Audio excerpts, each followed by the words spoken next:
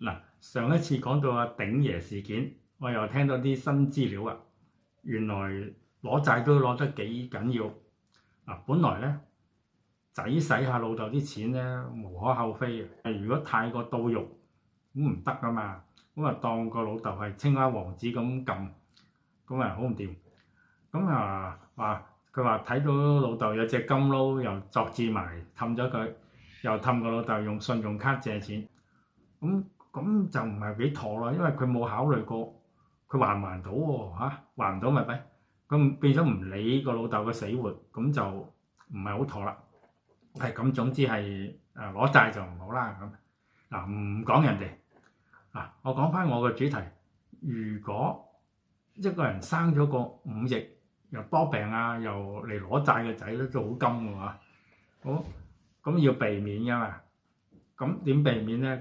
佛教有個秘笈，我哋要超前部署。如果屋企有初生嘅仔咧，無論男女都好，出世後7日就要幫佢讀呢部地藏經，幫佢念地藏菩薩嘅聖號。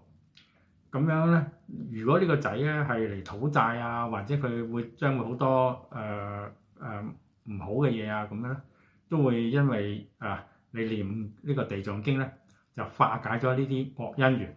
仲有咧，呢個仔咧一定係安樂易養聰明有福氣咁嘅誦經迴向嘛，咁嗰啲惡因緣就會俾地藏菩薩化解咗啦，變咗成善因緣啦嗱，我一咁樣講即刻有人話翻我地藏經唔可以亂念㗎，招鬼㗎乜乜咁嘢念咗一屋都係鬼，咁咪弊家伙咁好多人聽到地藏經咧，佢會即刻腦海裏邊咧就諗到咩地府黑白無常牛頭馬面之類呢啲完全係誤解嚟嘅。咁講呢啲人咧，其實佢冇睇過地藏經，我好肯定，佢連掀都未掀過就喺度亂咁噏。其實地藏經係佛上升去忉利天宮為佢母親摩耶夫人說法。本身呢部經係喺忉利天宮度講嘅，唔係喺地府講喺天界喎。而且經嘅場面咧非常浩大，其他經好少有幾乎所有嘅佛菩薩、天龍八部、諸天護法、鬼神全部到齊，咁係匯聚咗宇宙一切正能量。成部經嘅內容咧，主要係釋迦佛介紹地藏菩薩佢因地嘅修行嘅緣起，講佢嘅願力，同埋介紹收集地藏法門嘅利益。最重要嘅就係佛要喺入滅之前咧，將救度人天嘅重責交俾地藏菩薩。因為由釋迦牟尼入滅開始咧，到下一個佛咧彌勒佛出世之前咧，中間係要經過56億7千萬年呢段時間咧，世界係冇佛嘅，係處於真空狀態。咁救度人天嘅重責咧，就交咗俾地藏菩薩。所以地藏菩薩咧就係喺呢個末世時期係好特殊嘅，係最應機嘅。地藏菩薩咧一再向佛保證，未來咧將會以各種方便去救度一切眾生。所以咧，地藏經係不斷發放緊正能量。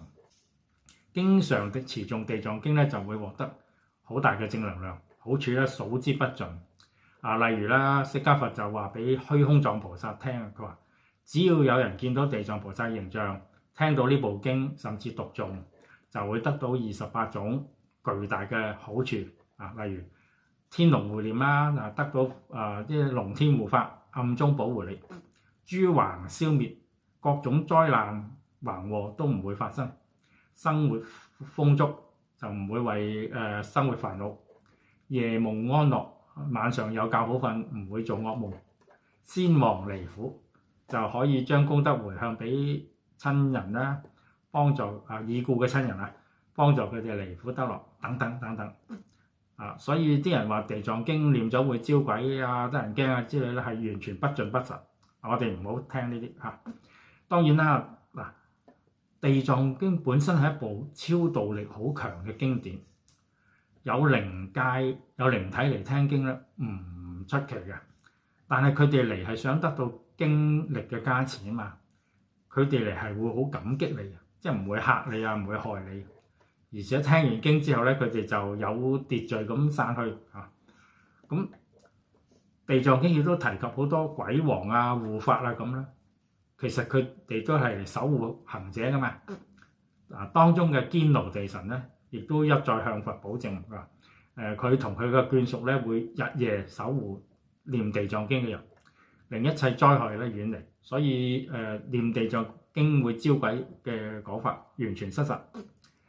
再者啊，仲有一點就係嚟聽你念經嗰啲靈體啊，好多時係同你有好大嘅因緣，可能係你過去世嘅眷屬嚟嘅，佢嚟係想你念經幫助到佢解除佢嘅障礙，咁佢係你嘅眷屬嚟噶嘛，當然係義不容辭啦，係咪？